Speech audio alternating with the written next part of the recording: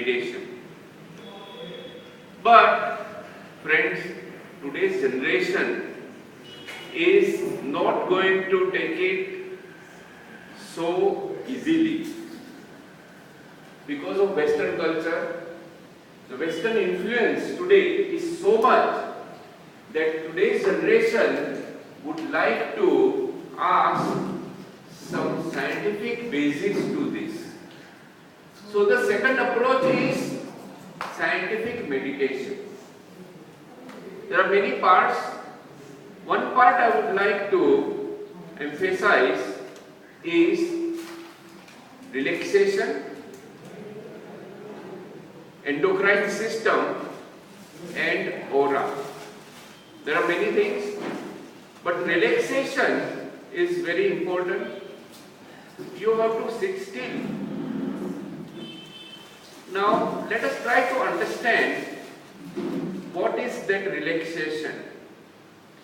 You know, in our human body we have various systems. One of that is the system which relaxes our body. See, there are two systems. One is to excite. For example, let's say there is a fire, some problem. Then what people would say, come on, run. Right? Or some people will say, come on, let's get water and douse the fire. This particular part of our nervous system is exciting, is putting lot of energy. The muscles are ready to run or fight or flight, F reaction, flight and fight. The body is prepared. But let's say now the fire is not there or the problem is solved and you are in a proper place, there is no problem. Is it really remaining excited? Is it necessary? No, it is not necessary. What is happening is the problem comes one after the other. Fire is an example. There are a lot of problems come. Boss will fire or some problem will come in the traffic and so on. And we remain excited. It is necessary for us to learn relaxation. It is necessary for us to trigger the parasympathetic nervous system, which is responsible to reduce the current in the muscles, let the heartbeat rate goes normal, the blood pressure goes normal, and so on. So why do we do the relaxation? The technical word is kayotsarg, kaya ka utsarg karna. Relinquish your body. जैसे अभी ओसवाल जी ने अच्छा प्रयोग किया, relax. So the sympathetic nervous system and parasympathetic nervous system are understood, experienced, so that even in the problematic situation, the person will be relaxed, calm, and will be able to take a proper decision. Have you seen leaders? They are not excited to the extent that they cannot take decisions. It's okay, this is the problem, this is how we should do, this is what we must take action. And that is what the personality we want. So one is relaxation. The second is the endocrine system in our body. As already been said, there are various chakras or kendras. But if we ask the medical doctor, we know that there are ductless glands. They secrete hormones, and these hormones are responsible for urges and impulses. आवेश और आवेग कहाँ से आते हैं? क्यों आते हैं? If you do Google search, the scientific reason is understood that the hormones are responsible. Once the hormone goes in the bloodstream, nothing can be done. That person will be angry or whatever the consequences are. So how do we control the urges and impulses? How do we control these hormones? the hormones are secreted by ductless glands. The ductless glands is nothing but our endocrine system.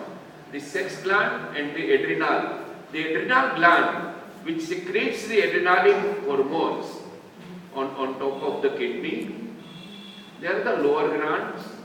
But we have thymus gland, thyroid gland, pituitary and pineal. Pituitary and pineal is like a managing director and chairman of a company. Unfortunately, the adrenal and gonads have taken over the control, and the chairman and managing director are away playing golf. Let us take control of our own emotions. If we are able to do the meditation on the pituitary glands and pineal glands, we will be able to control the secretion of hormones. It is possible to understand this. The reason I am telling you this is because today's generation, we need to explain why you need to sit down, close your eyes.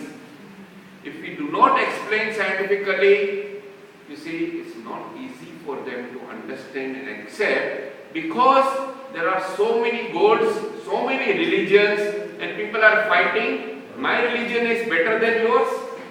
So the younger generation, you see, is not going to listen to you. Say, keep on fighting. I don't have time for all this. But if you explain them, hey, look, this is how you are getting the urges and impulses. This is how we can control, and that is why you must do meditation here or here. And then they will say yes. Let me see. There are laboratory reports.